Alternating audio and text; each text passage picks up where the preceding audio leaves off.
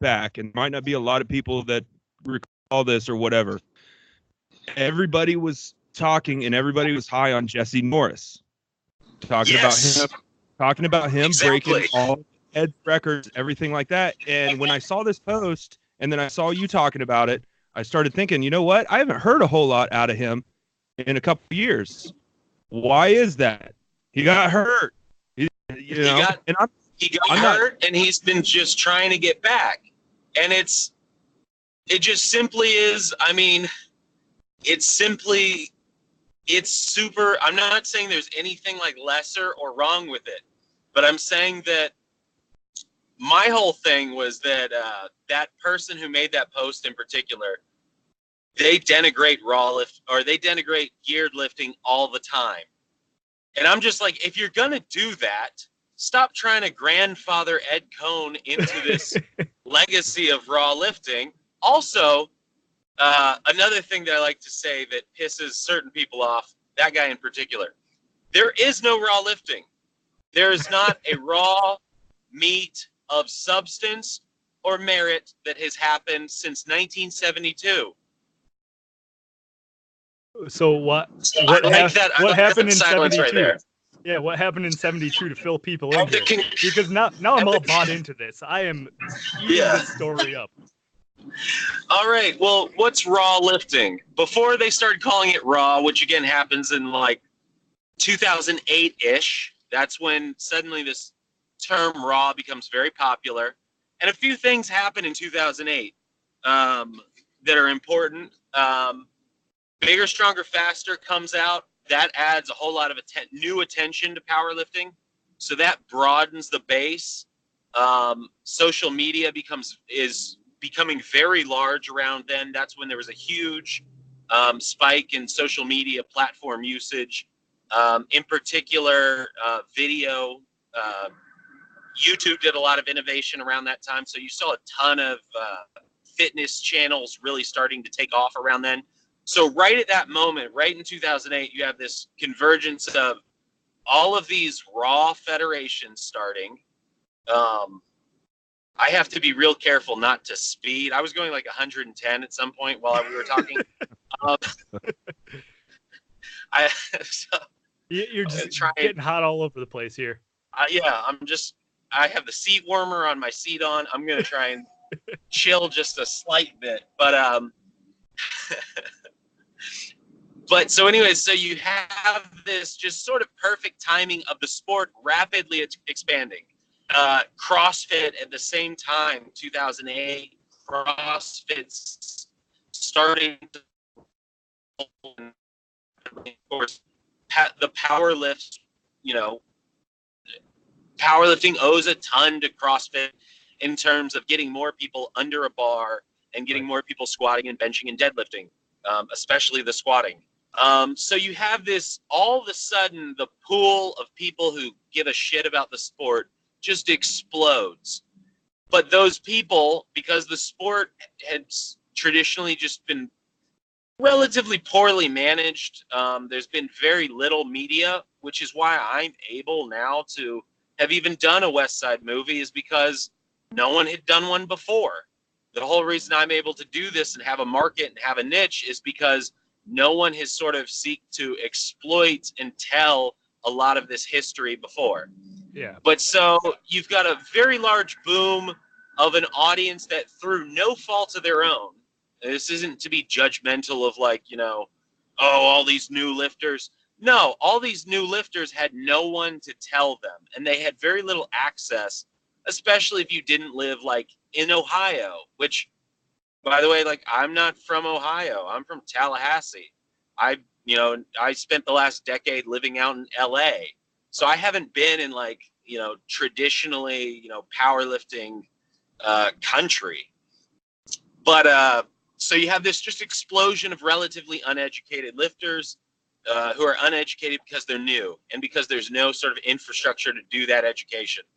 There was no real platform. And at the same time, you have magazines really starting to fall off around the, towards.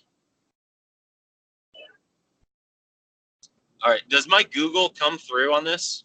No. The Google Maps? Okay. No, we're good. My phone is shouting at me. It's gonna do it again in a second. But all right, we're good. Yeah, so 2008 comes around, like you said, no magazines, no direction, no idea of what anyone's supposed to be doing. It's this perfect storm of people are starting to see the sport, but they're not being told anything about the sport. So of course, if you've never seen the sport, gear looks crazy. And, the numbers are insane. And then, someone tries to explain like, oh yeah, that guy just benched 1,000, but really he benches 700. And you go, like, of course, new people are going to go, wait, why is he allowed to wear something that lets him bench 300 more pounds? It's like, well, but it lets him bench 300 more pounds. The next time wearing the same thing, he only gets 120 pounds out of it. And no one explains like how or why any of this works.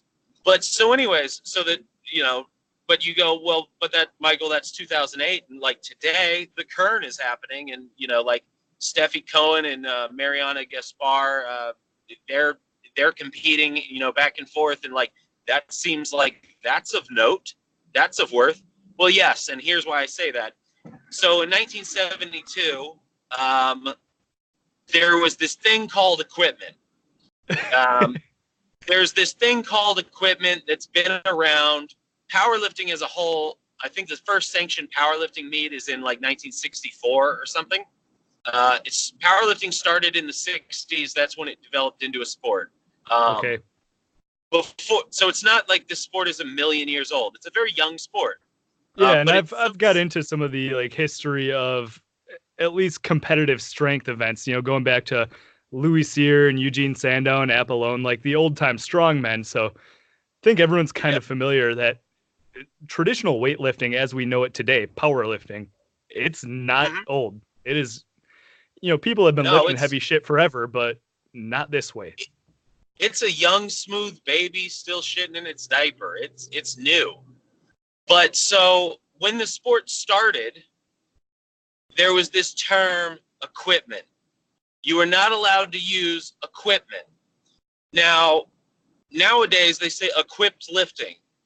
And in equipped, you say, what's the difference between equipped lifting and unequipped? Those are traditionally the definitions. And people will say, and unequipped is the other term for raw. And people will say, oh, well, in unequipped, they don't wear suits. They don't wear bench shirts. They don't wear deadlift suits. So that's unequipped. But again, you go back, the rule books have said equipment since 1960, 64. So you go, well, when was gear invented? Oh, gear is invented by Marathon in 1977, the squat suit. So how did the technical, rules-based term exist a full 15 years almost before the actual thing was invented?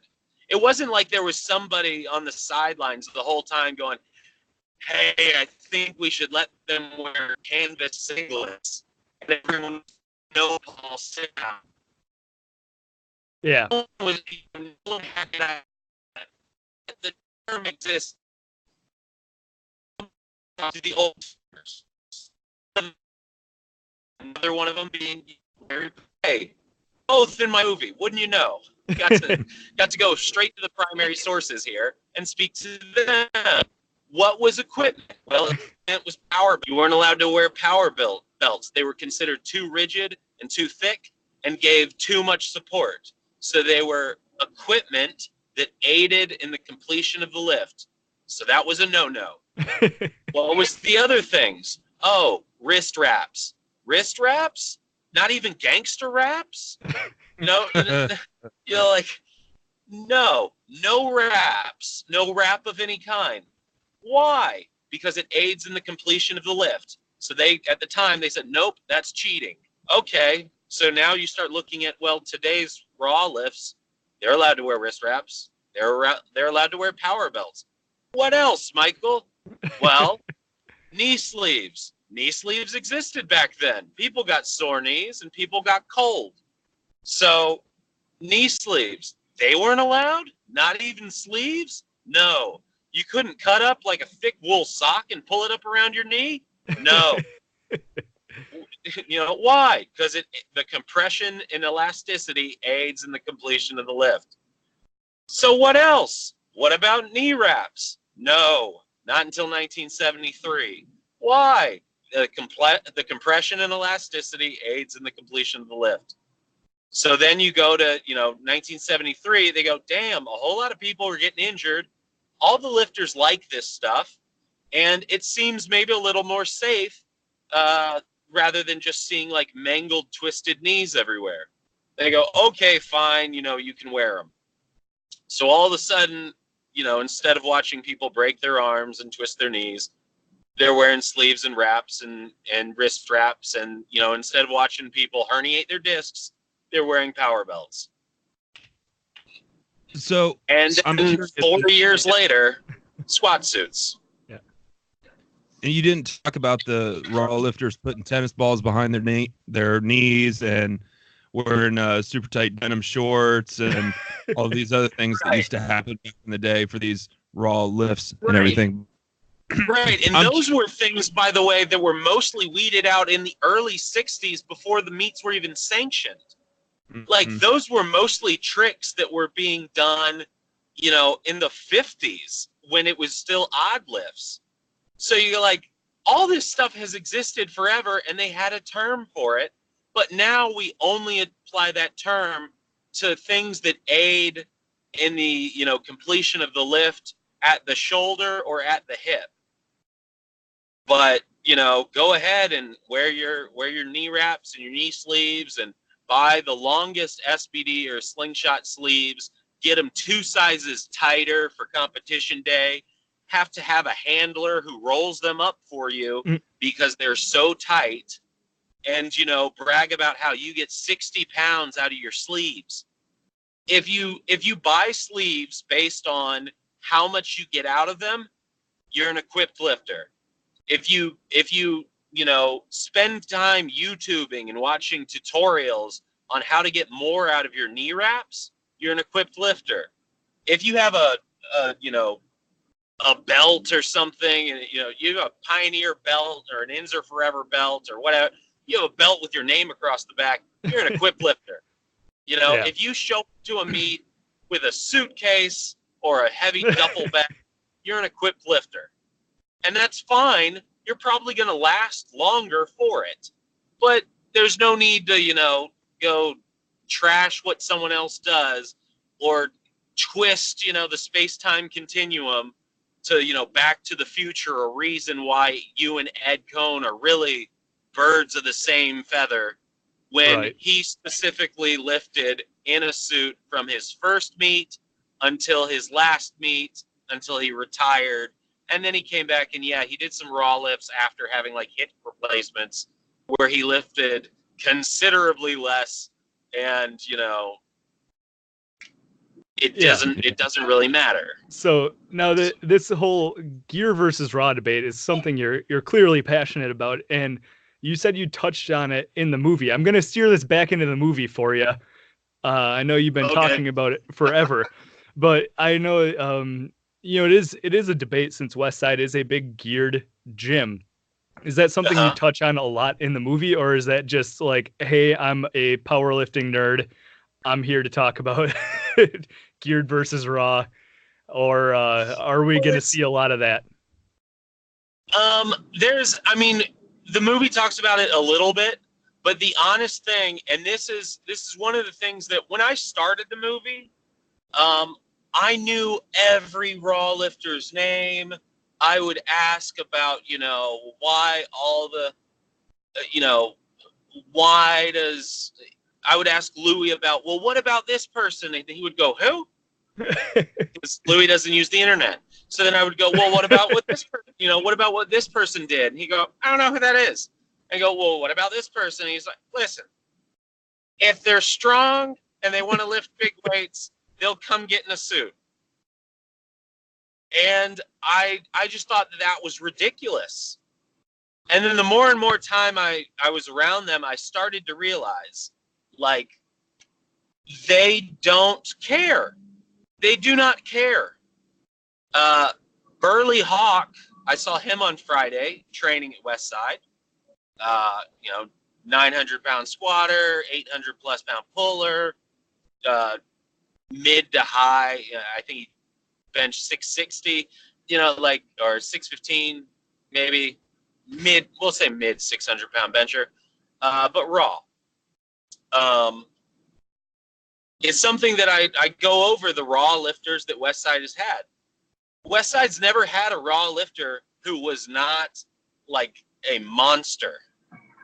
Right. They've had several, when Laura Phelps came into the gym, started, taking down all of Amy Weisberger's records, Amy was still at the gym.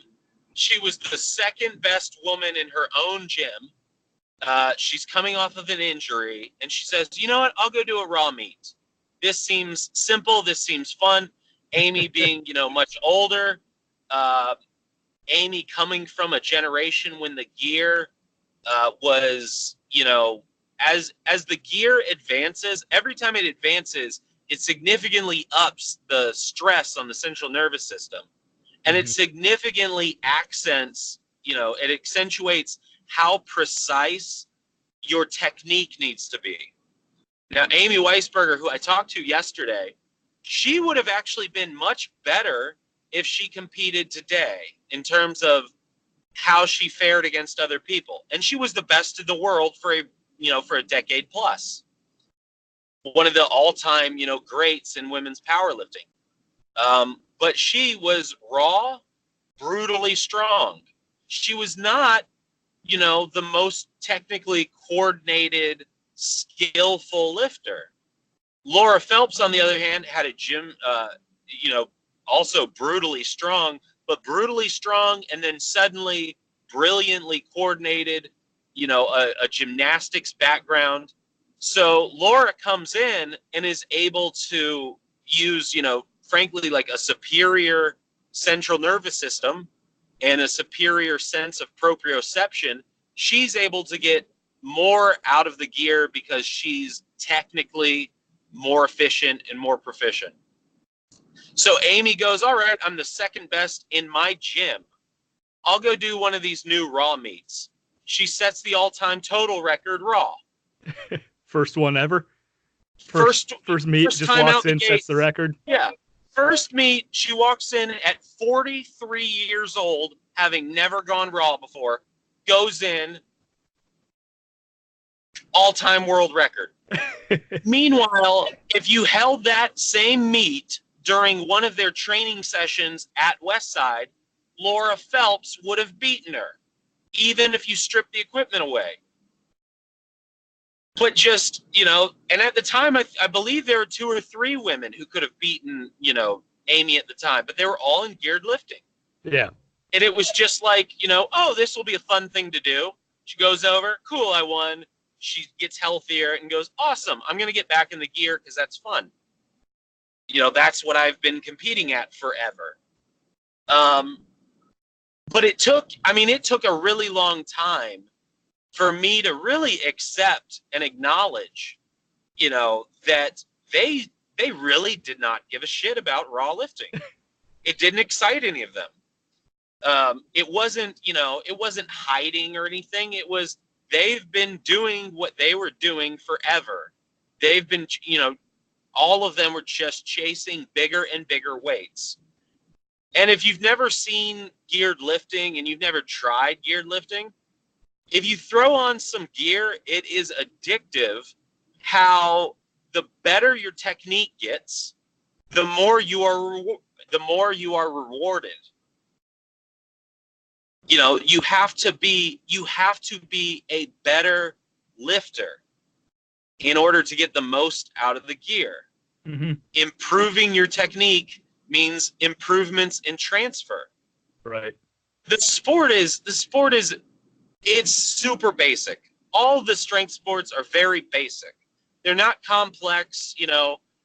Little kids at the park play basketball and soccer, and football, and even like ultimate frisbee. Those all require more skills than any strength sport. All strength sports, even Olympic lifting. Olympic lifting is more complex than powerlifting. It's a much harder sport. But you know what's much harder than that? Baseball, basketball, soccer, all of those. You only need a couple skills for any of the strength sports.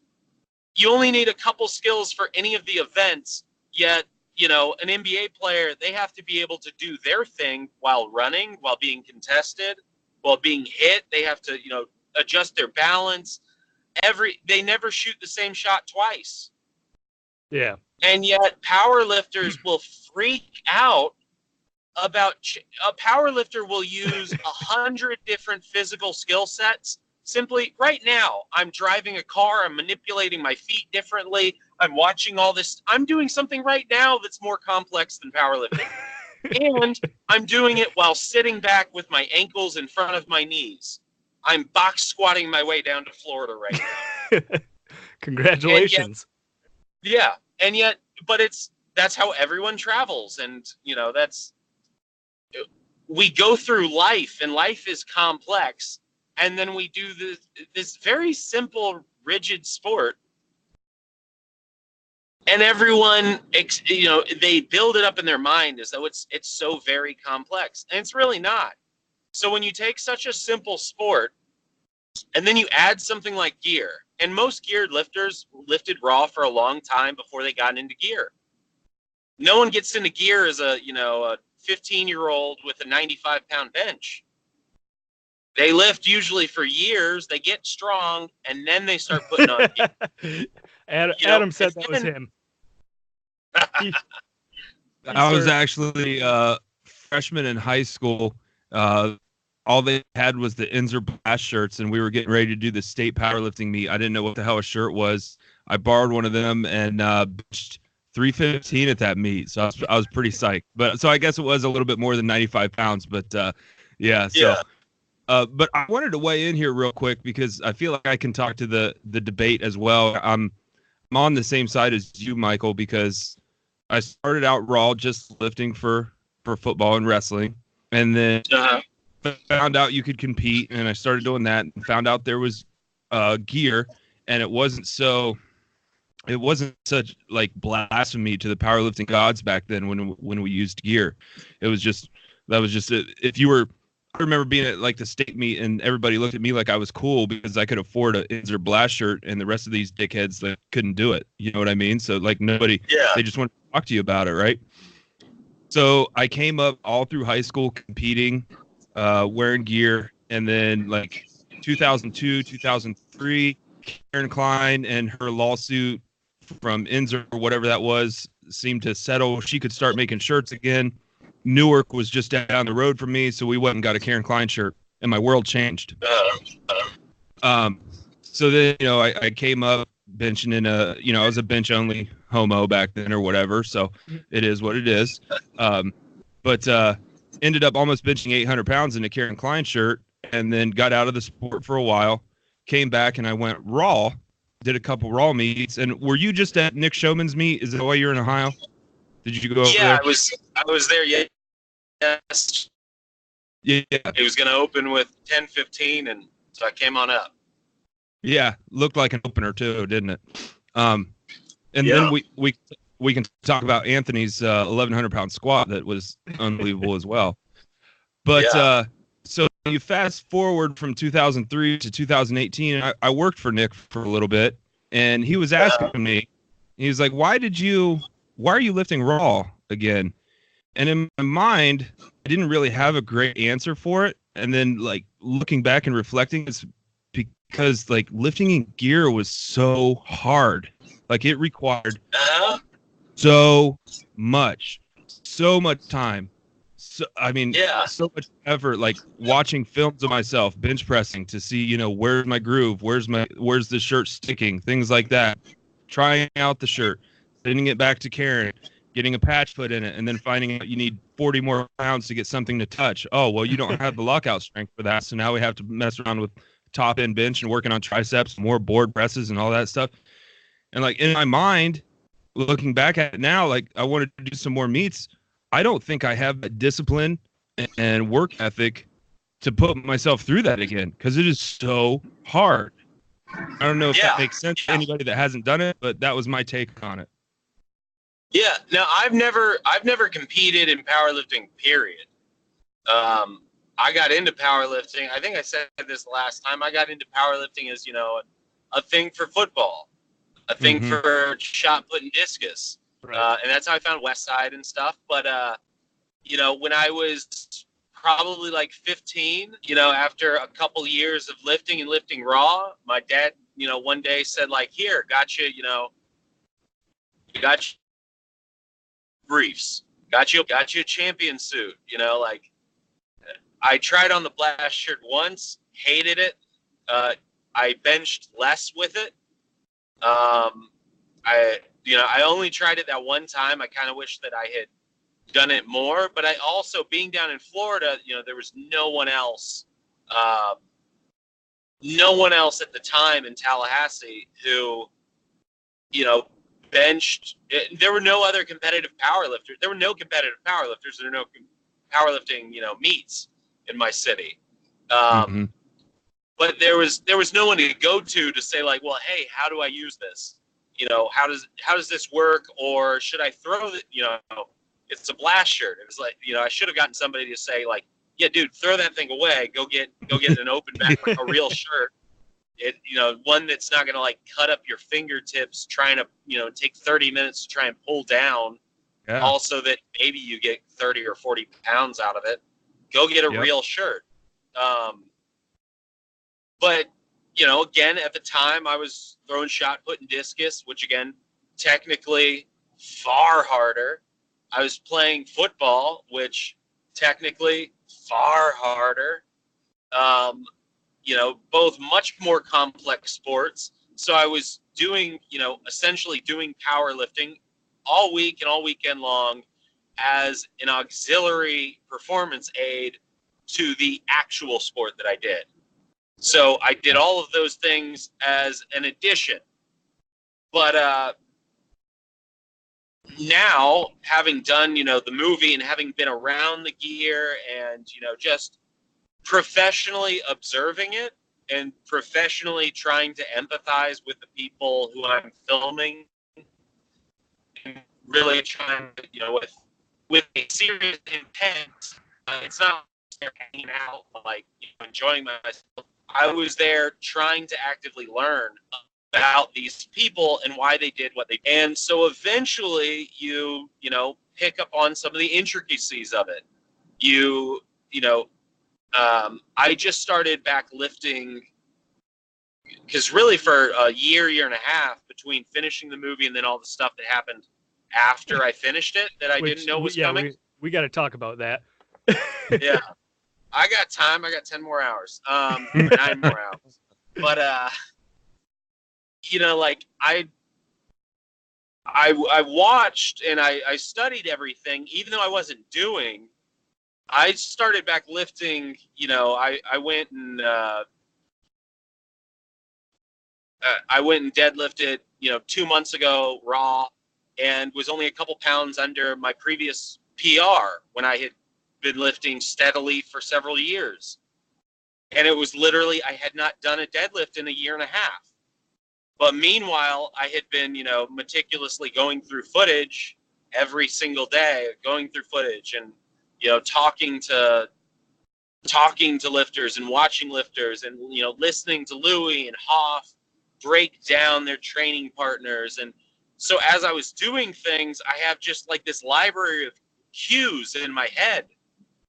And I understood, with every like small part of the lift, I understood what your intent is in every little micro action of the lift. So then when I come back, even though I'm completely detrained, I'm as strong as I ever was. Yeah. With less muscle and, no real training, and a poor sleep cycle and bad diet and stuff. I was like, wow, I'm like better through osmosis. And then I ordered some Predator briefs and I threw those on, and I had squatted 545, done a 545 box squat, and that was my best lift up to that point. And then again, I hadn't really lifted for like a year and a half. I get into the Predators, and the first week, 540. I'm like, cool. So I'm probably like, maybe mid 400s, but my technique was just so much better. And then 2 weeks later, different bar, slightly different box height, 560, and I was like, oh, okay, so my strength's improving a little. I'm getting better at this. 2 weeks later, 592 to a lower box, and then last week, free squat into chains, an inch and a half above parallel, 642. Jeez. And it felt like nothing.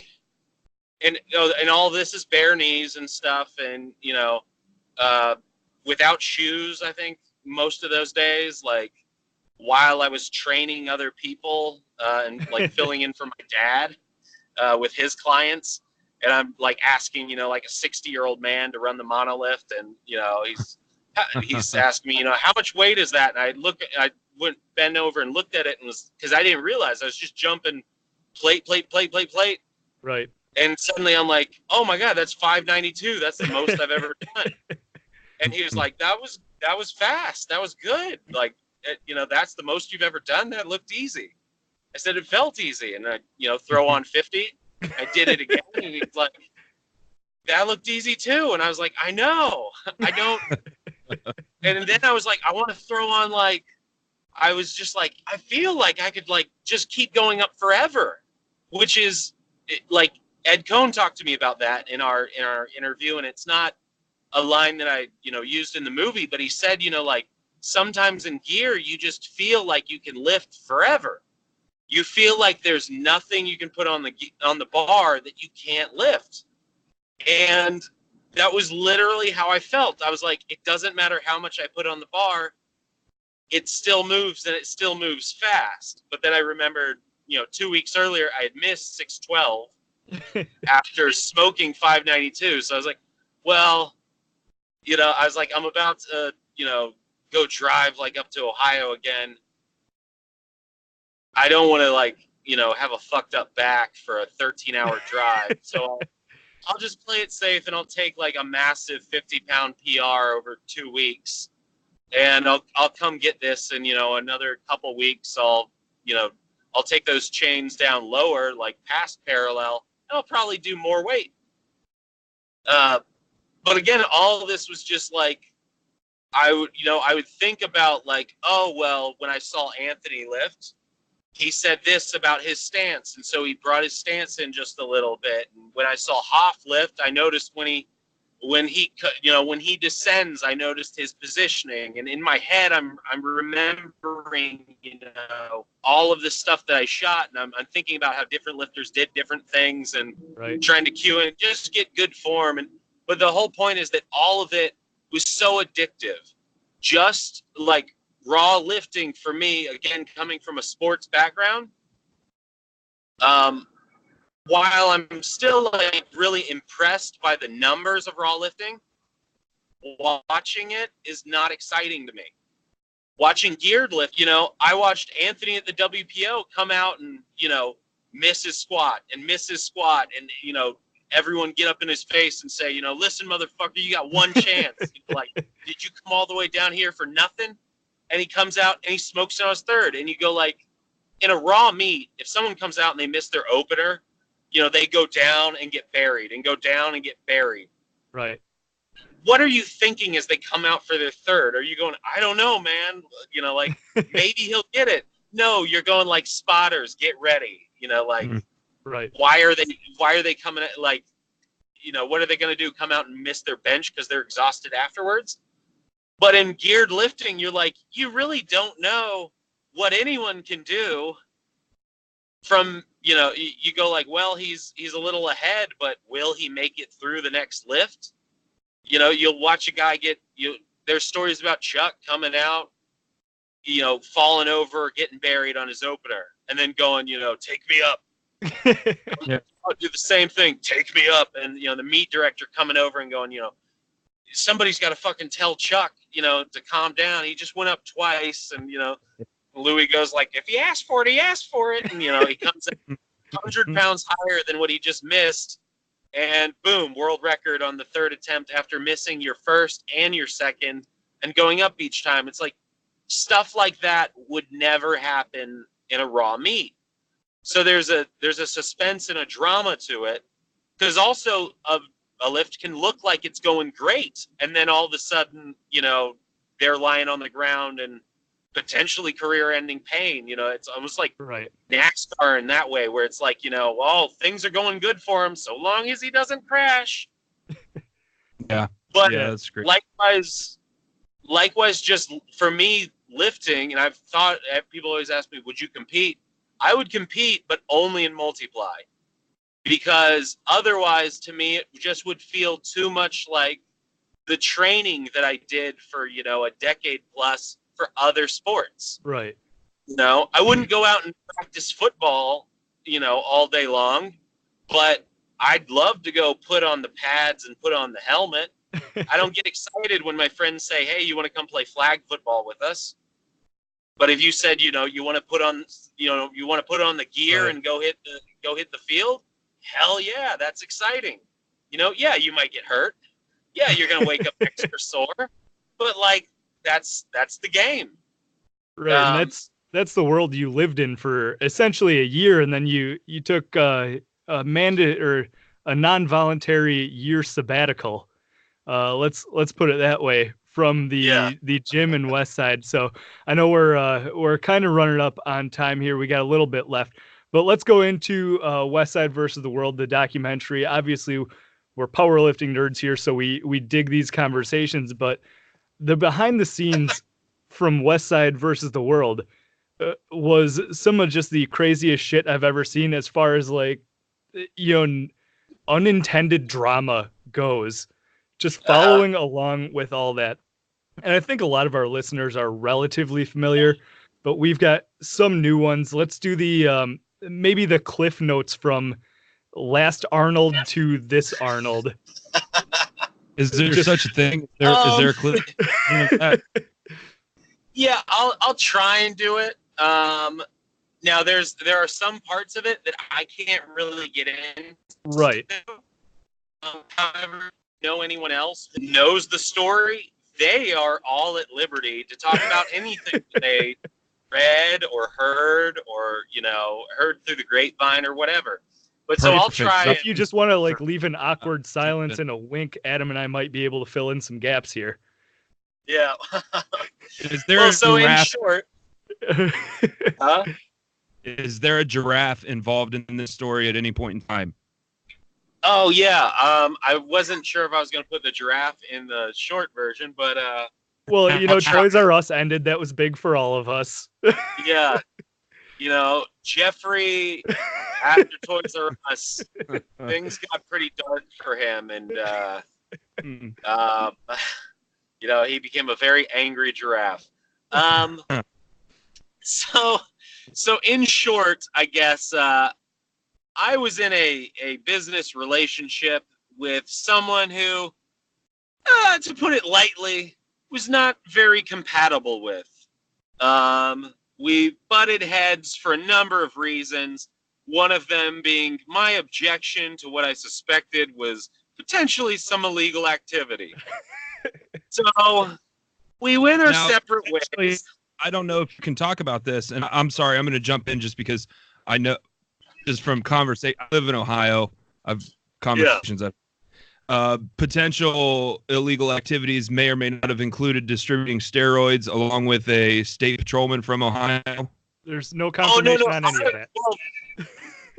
Well, that's not exactly what I was talking about. I was talking about in 2016, this caused that person to be estranged from the day-to-day activities of the movie. Okay. So what I'm saying is from early 2016 on, I had next to no interactions with this person. My relationship with them was strictly that we co-owned through dubious circumstances, I was led to enter into an agreement wherein we co-owned a company which explicitly existed to make this movie.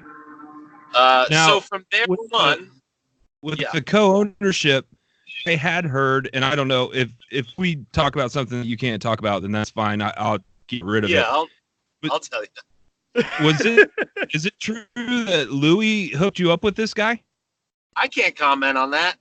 Okay. Yeah, that's a thing that I can't actually tell as I'm driving and not looking at the phone. I can't actually tell how much expression on my face shows up. But yeah, that's a thing that one of the things I can't really get into. Got it. Gotcha.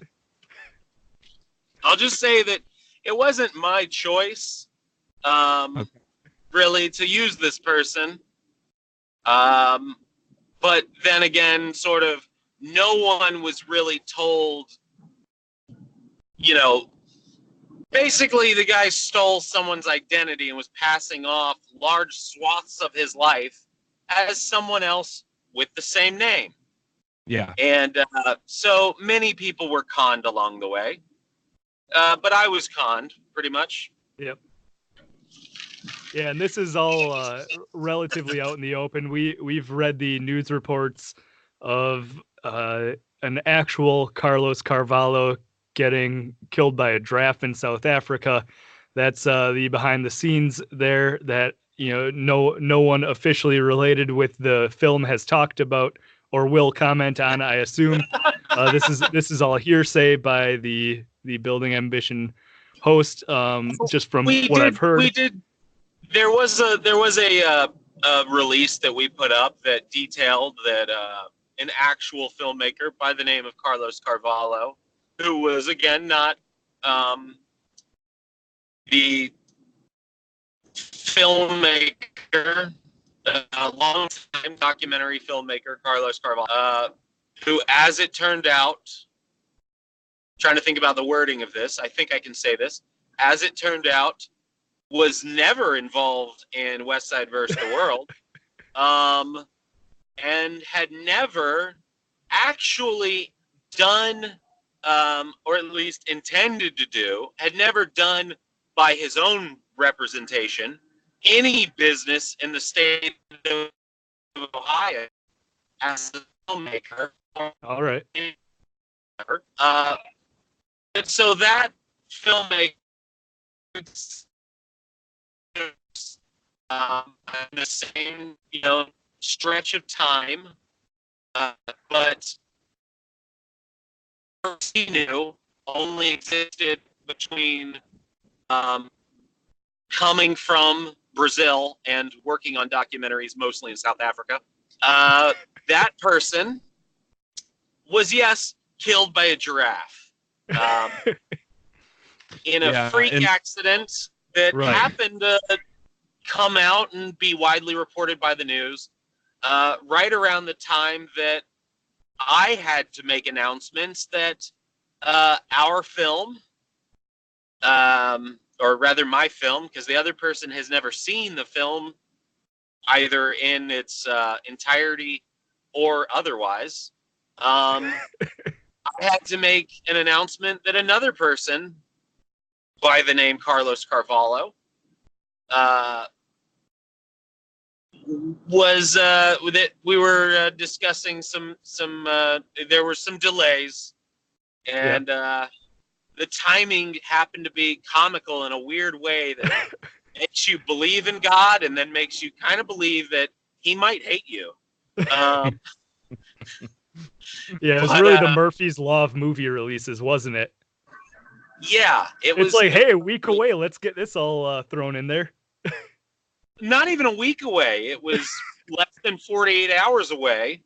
I'm preparing to load up onto a plane to go screen my movie, which I had not finished. I was hoping that the computer was going to smoothly export a file that either didn't have glitches or had minor enough glitches that it was passable for at least a first screening. So as I was doing that and not sleeping and coughing up blood from a stomach ulcer and having heart palpitations, I got a phone call saying like, "Hey, buddy, so just so you're aware, because you're gonna get here tomorrow, the top story on the news here is maybe something that would concern you." Smile, nod, wink, whatever. Insert Right. you guys. Yeah, so I've talked to 2 or 3 people that have seen it from private screenings that you've hosted at their facilities. Yeah. And our buddy Nick Mitchell, you had a hosting out there in California. He said, amazing job. Great film. Loved it. I know I was helping him with marketing and everything like that. And he was freaking out. Like, are people going to come? It was like, if you build it, they will come. So him and I have been talking, going back and forth, because we're really... It's not to be, divvied up as some sort of profit, but rather it was so that when the film was done and we could finally print the items from the Kickstarter, it was that segment of, when you make a Kickstarter, you have to budget roughly a third of it to make sure that you have the funds to print the stuff that the people ordered and send it to them. Now, obviously, you can't print the DVDs until the movie is done and it's finalized. You can't print the DVDs and then make the movie later.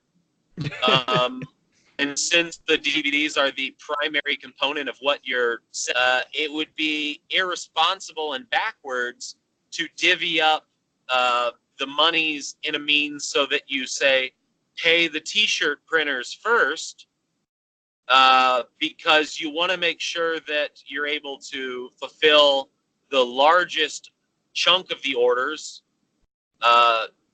first. You want to make sure that you're able to fulfill everyone's order. So you have to do things in a sequence and with a priority that involves getting the primary objective done, which is the movie itself. Once the movie's done, then it can be printed to disc, which takes a little bit of time, a few weeks, and then you can start shipping them.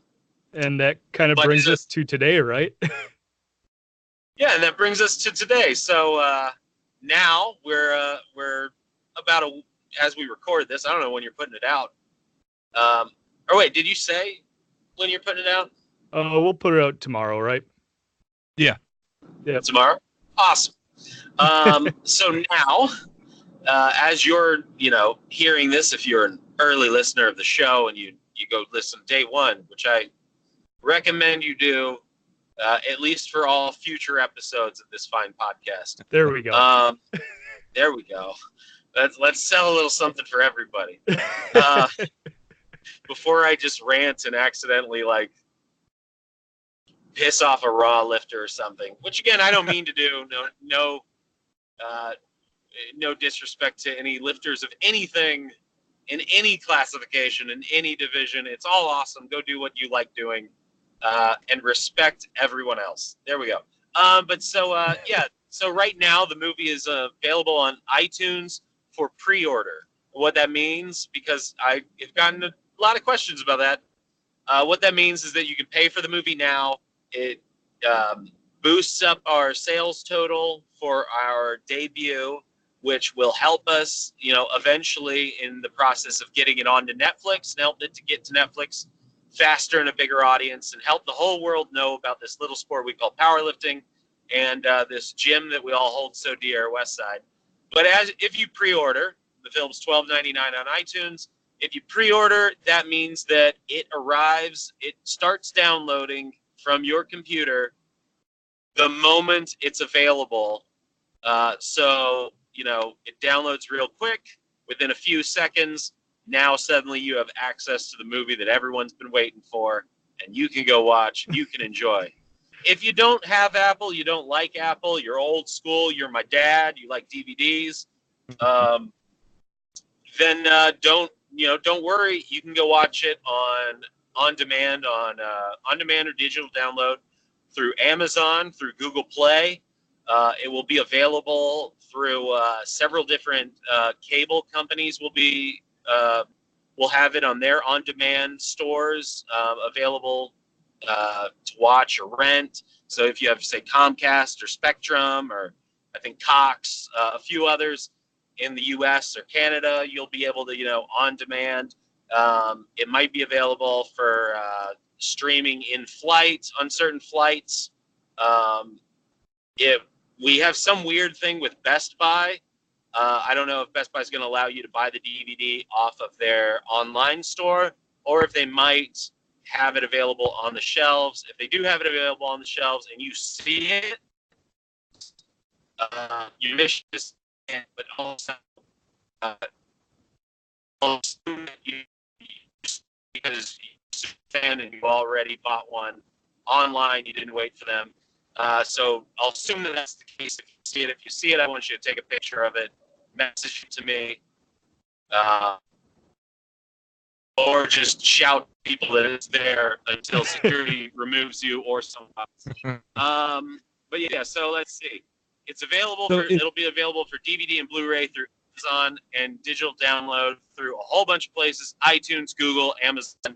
So whatever you use, there'll be a way to watch it. So go buy it. There we go. If you do the pre-order and you didn't back the Kickstarter, I think the Kickstarter is releasing on the 7th, right?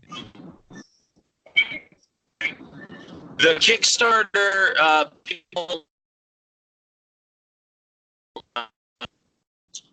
We are sending out the digital copies. Our Kickstarters, which I assume, you all talk about strength, so you probably have a number of Kickstarter supporters who also listen to this fine podcast. I upgraded to the Louie package because I wanted the shirt, so I'm pretty excited. Yes. Yeah. Well, so you'll be getting your digital copy via the email. Via email, I will be sending you. Next weekend, I will be sending out all 1,753, I believe, early digital copies to the Kickstarter backers, making sure that the last of which is at least sent out and available for download to the Kickstarter backers before the movie hits iTunes. So it's just a matter of how quickly can I send out those individual files. If you're worried, you say, well, hey, wait, I thought my DVDs, once they get back from the printers, they will be shipped out probably in late. The exact date, I don't know. It's all based on when does the printer get them back to me, and how many boxes am I able to ship on that particular day. But we'll start getting stuff out to later in May after the release, so you'll have access to at least watch the digital copy ahead of time, and then we'll have some other goodies coming that we'll announce a little later. Something that I got the final code to set it up. So I got another thing that will be cool. But from now on, I do not announce any specifics of anything until I have the shit in hand, because learned your lesson. Get me, and the internet is not understanding. No, not at all. I've got a couple more questions here, and one that we were asked to ask you from one of our listeners. They wanted to know, has Louie seen the film yet? No. We've only shown the film in public settings, and Louie, for reasons that I entirely predicted and understand, Louie does not like public settings in general. He likes his gym. He sort of likes being at meets. He likes his house. He likes his Bob Evans, his TJs, and his Manellis. He does not like many other things. He likes the Jeep Rubicon. That's some inside information for you. I won't tell you the color so that you can't just go spot him out and honk at him or something. But no, Louie has not seen it. Louie has told me he has heard about it from a lot of people. He said they all tell him it's good. And he told me that he told me that when he does see it, he won't tell me if he's seen it. So I have a feeling I will 100% know when he has seen it. But he said he's heard it's good. He did turn around and walk out of the gym when he saw me in there today with my camera. He wanted nothing to do with it. So, but no, I talked to him this weekend, and he, he'd never intended on being a movie star. So I think the whole thing is still really weird to him. And at least until he starts really getting flooded with questions about the movie, I think he likes sort of the existence of living almost as if this thing and this knowledge about him is not out there. Okay. Second question, and again, if you can't comment on it, that totally understand. Are you working on a project right now with Dave Hoff to be released in the future? I'm working on a project right now to be released in the future, and Dave Hoff is in it. Okay. It's not like a Dave Hoff movie. Although I'm sure Dave would like that. I think so too. Yeah, that's why I was up at Showtime this weekend for Dave's lifts. The project, I can talk a little bit about it now, especially because it's going to be quite visible to people, that I'm doing it, and I'm very soon I will be able to work on the promotions for that instead of Westside vs. the World. But, are you sure you want to do this? Am I sure I want to do this one? Are you sure you want to be speaking this into existence right now? Yeah, we can do that. All right. So I'm doing a project. Everyone asks, is there a sequel and stuff? And Westside vs. the World basically covers all the way up through pretty much through November of last year. So November 2018. Not a whole lot has really, happened since then in the grand scheme of things. Westside is still Westside. The only other thing is sort of individually, a few people have hit lifts, a few people have gotten injured. But that's Westside. Stuff's going to happen every year. It's relatively minor, and, there's not a whole lot of leeway unless I want to wait, a couple decades for enough stuff to happen to fill out another Westside movie. But I spent so much time in this community, and I certainly, met so many people and do like spending time around powerlifting. It is something that, again, sort of from just like the human performance side of it, I really love powerlifting, strength training, weightlifting, all sort of manner and method and means of, producing force, whether that's, regardless of what your time restriction is, whether it's, producing force and getting faster in distance running or sprinting. I talked to a girl who's training with Nicholas Romanov. I talked to her yesterday, and I'm like super fascinated by that. She's like, well, she was asking me, I think she got the impression that I wanted to come film it. I was like, no, I just want to be a weird, creepy nerd and just stand on the side of the track while he yells at you. Can I do that? And she's like, maybe. I was like, it's okay to say no. That's creepy, Michael.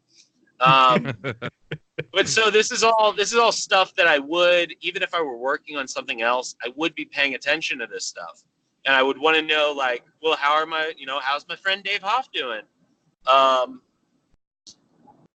But as everyone's asking for a sequel, basically, I started looking around. I thought, what could I do? And I started wanting something that's, it's not explicitly a Westside thing. It's not really a Westside thing at all. But I wanted to look at, what Westside vs. the World largely tells the story. It tells the history. But what about the now? And so I wanted to do, I had the opportunity in working with the WPO to find archival footage and, find some stuff for the last movie. And then the WPO relaunched, and I thought, like that would be a really cool means to illustrate a lot of the stuff that I saw that isn't really in the movie, in terms of what these lifters do now and what geared lifting kind of looks like up close. And, it's kind of like you said, like before, Adam, when you were younger, the guys who had the gear were the guys who they were the guys who could afford it. They were the guys who maybe saved up for it. They were the guys who were so serious about the sport that they went out and they got this. And that sort of world of powerlifting, I got to kind of float around in for, you said a year earlier, but no, I've been doing this since 2014. So for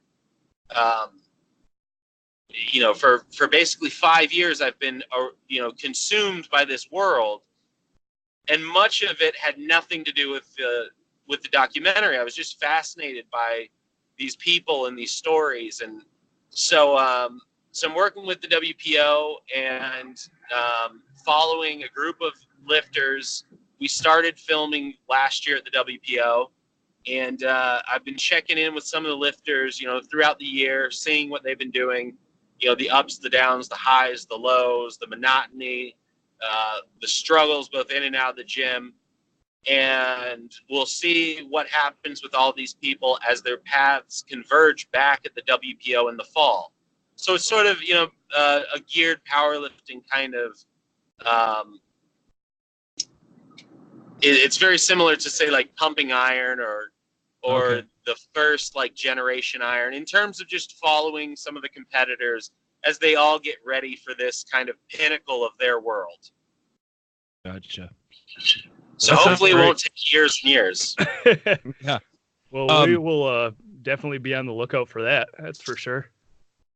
One more thing, maybe you can speak to this a little bit more, and because I think people that have been following us, myself, you, the film, everything like that, I know the last time you were on here, you spoke about Luke Edwards several times, and since then there's been development. So I feel like we can kind of use this opportunity to talk about that and maybe bring some awareness to that. He had gone into kidney failure again, correct?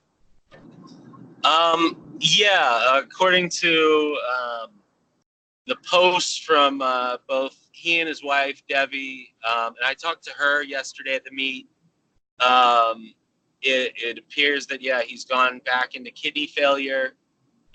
Luke put out we reposted it, the message that he put out, but he put out a great long post kind of talking about, over the last few months, the struggles that he's gone through.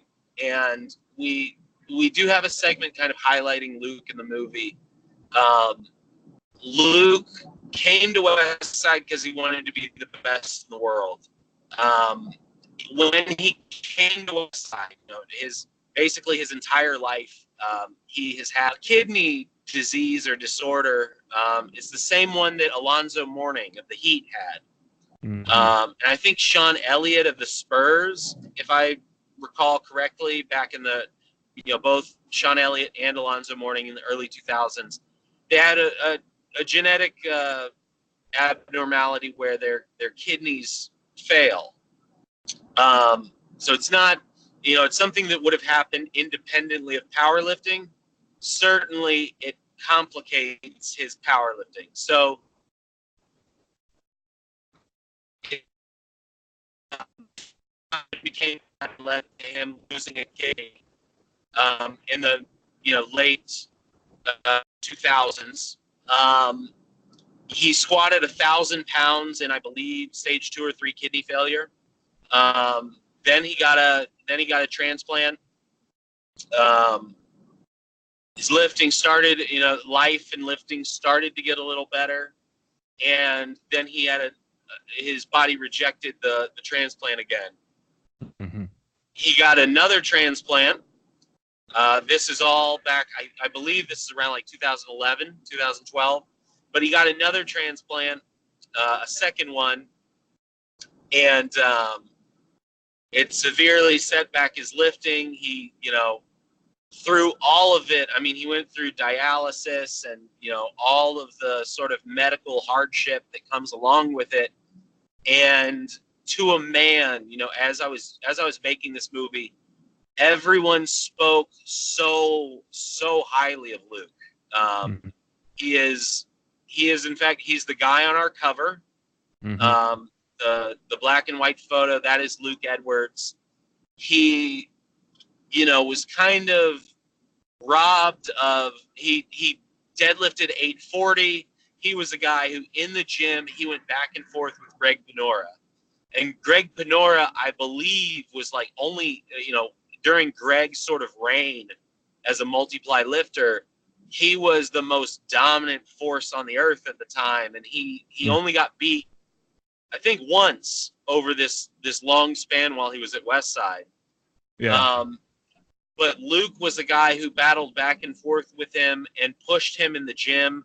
And even at meets, Greg always found a way to kind of edge Luke out. But if it weren't for Greg, Luke would have been, if Luke didn't have this abnormality, he would have been up there with the other greats.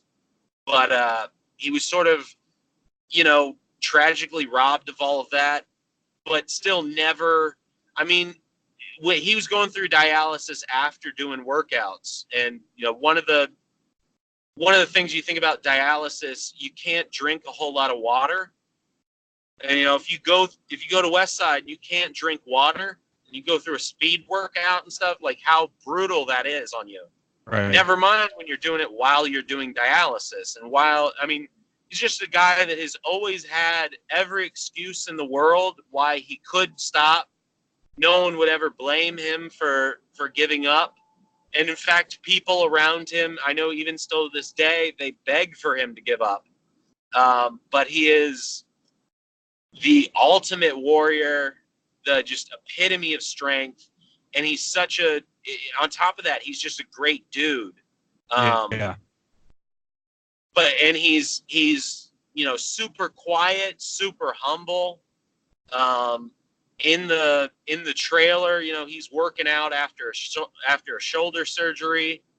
When he's literally in a sling, right? He's doing one arm stuff. Yeah. He's in a sling doing a workout. Yeah, he refused. I mean, they would do deadlifts, and it would just be assumed that, like, okay, well, Luke can't grab the bar. And, he wouldn't say anything. He would just walk up. Everyone would go and have their turn.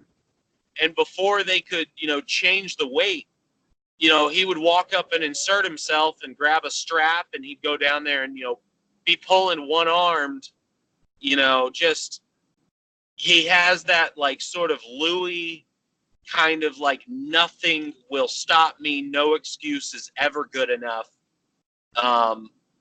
And just this toughness and mental fortitude that,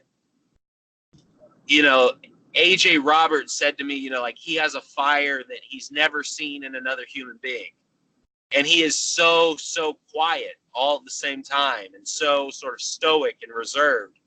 Mm-hmm. But a truly inspiring person, and someone that, like, on a personal note, like, I respect very few human beings to the level that I respect Luke Edwards. Yeah. But he came out with a post a few weeks ago saying that, I say all this, he had 2 kidney transplants, and now several years later, his kidney has now gone into kidney failure again. So he'll be trying to get it. They said it does look good. It does look like he will get a 3rd transplant. And I don't, I'm not going to say anything as far as, like, what that means for his sort of career. I mean, after the first one, he was told, like, you don't do this anymore. Like, this part of you cannot exist anymore. And, I've asked Louie, like, well, what about, like, is Luke still at risk? And Louie just says, like, I don't know, but nothing, Luke will not let a damn thing stop him. Yeah. So I don't know what that means for him. when it was time to, come up with the cover, I had a very short list of people who I thought would be acceptable for it. And I thought that Luke, with everything that he had gone through, and I chose the cover before I heard this news about Luke, but I said with everything that he's gone through and the way that he's persevered through it, and the way that, he's a name that every sort of top end lifter knows, but, very few sort of average fans know anything about him or know that he exists at all. But he's one of the most respected and well-liked people within the sort of hardcore powerlifting community. And so when it was time to choose somebody, I said, well, number one, I knew that our distributors also, they wanted somebody who had some muscle definition. So I said, well, that, it's only a couple people who are real cut up in the gym right now. But I said, you nailed it. Yeah. Yeah, but I said, but it's also fitting because, the story behind Luke, that so much of this movie is about persevering at something that the world does not really care about. But the guys who do, if you do geared lifting, you don't do it for Instagram likes. You don't do it to, be recognized. You don't do it so that it'll help you book seminars. You don't do it so that you'll be recognized. You do it, and you can only do it because of the internal satisfaction of, pushing yourself and finding something out about yourself. And so for Luke, because I've seen a ton of guys who, they don't do it for that reason, and they do it they're doing it for somebody else. And there are a lot of guys who, they do it for a while, and then they start looking for kind of, you see it in all kinds of sports, the athlete who the grind wears on them, and they do it until they can kind of find an excuse that they can justify to themselves that allows them to, maybe walk out early on their potential. And meanwhile, Luke, when life kind of robs him of his potential, he's basically said, fuck you, I'm going to do it anyways. Yeah. And then he went on and he was a 308 lifter. He said, okay, I can't, continue to be heavy and go break the records because of my kidneys. Well, I'll go down in weight. So he got his pro total at 308, 275. He kept going, 242. He kept going, 220. He kept going, 198. And, if he is able to come back from this and, get back to a form that he's comfortable with, I assume doctors would tell him, please don't. But if he's able to do it, I'm sure he'll go and try and be the only person ever to get a pro total in 6 different weight classes. Yeah. Because as it stands right now, I believe Louie has 5 pro totals, or 5, pro total in 5 weight classes. And among men, it's I believe, so far as I've been able to research, it's Louie, it's Ed Cohn, and it's Luke Edwards. So he just, so he just found, he said, well, if I can't compete for the, absolute upper echelon, and, I can't compete necessarily, I may not have a good shot at ever getting back on the board. Well, then I'm going to invent a new challenge for myself, and I'm going to do something that, he wasn't just going to, you hear a lot of guys say, Dave Tate talks all the time about, well, I have my PRs kind of post-surgery. This is the most I've lifted since then. Luke's like, I'm not going to have that. I'm going to go do something that matters in an absolute sense. So he's, I'm going to be have gotten my pro total across over 100 pounds of body weight and be one of, that's a lot rarer list than even benching 1,000 pounds. Yeah, absolutely. So I can't say enough about him. And because of that, if you've ever thought about, registering to become an organ donor, or to, if you're a blood donor or anything like that, or you've never done it, maybe go make sure that box is checked on your license. Look into those things, because that without organ donors, Luke would not have, he's been here for well over 10 years longer than he would have been if that wasn't an option. So hopefully he finds a donor that fits and continues to be able to push himself in the ways that he sees fit for a long, long time. Yeah, absolutely. That is an awesome message of perseverance. Definitely the Westside mentality of just pushing through everything, and possibly a great spot to end it. Like, be an organ donor, do something good so other people can do good in their lives. Michael, do you have anything left for us? I know you probably got all kinds of good stuff because you got must be like 8 hours now, but I think we got to wrap it up here, running on time. So let's see, May 7th, bye, Westside versus the World. Support the powerlifting community as a whole. Support Michael through his multi-year-long endeavor. And what did I miss? I don't really think you missed anything. Just, support the movie. Please don't wait, try and wait for Netflix. Help provide the thing. When I started this, people told me left and right, and even people in the strength community, they told me, powerlifting just doesn't have a market. I was repeatedly told no one cares, and that's the reason why we can't have powerlifting movies. And that's utter bullshit on its face. The statistics are very clear. Among, if you remove high school and lower level athletes, you remove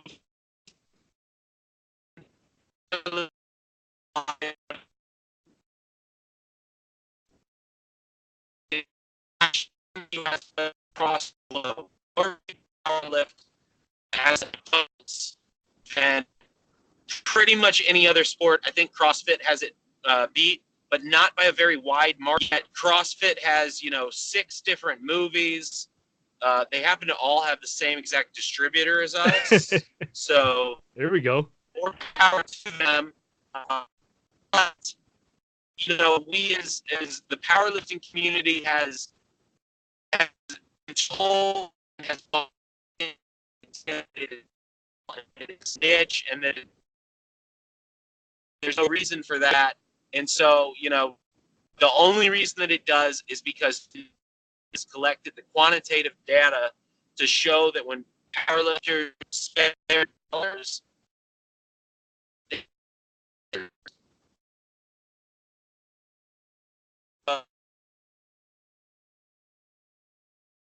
Uh-oh. We lose him? Yep, there he is. I think we're losing him. If you want to go take a break, go for it. Okay. Go through that. Yeah. We lost you for a second, Mike. You see me? No, we lost you a little bit there. Yeah, it's coming in and out. Well, hey, man. Right.